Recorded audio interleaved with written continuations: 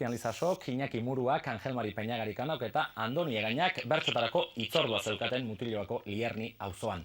Joxarra Garziaren aginduetara berriz, hasiera berezia izan zuen bertsoafari honek.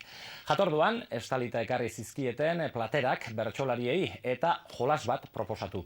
Elkar hain ondo ezagututa bertsolari bakoitzak ondokoak eskatutakoa zer zen asmatu beharra zeukan. Ona, jolas horren zati bat. Iñakin berri pixkat badakit, lendik lagunak geranez, eguardi edo arratxean zuk, beti gauz berakin amets.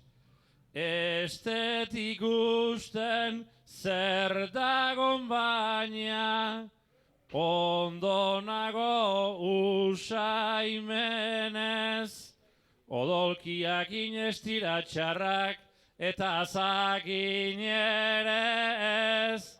Odolkiak inestira txarrak eta zakin ere ez.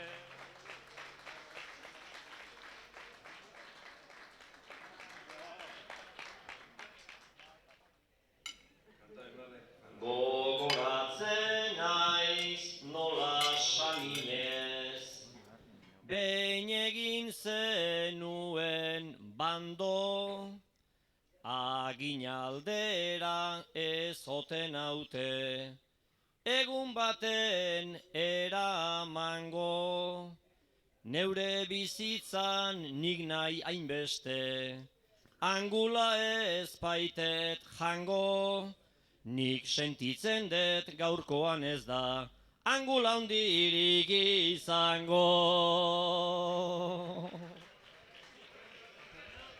Bueno, lehen Iñakik ez du asmatu Peñana legatza zan, eta hau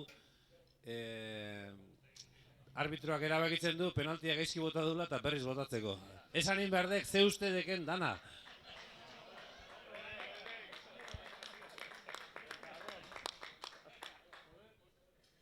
Itxura danez lehengo bersoak, bate punturikan ez du, ta horregatik nere lagunak, gaur bere kopeta beztu.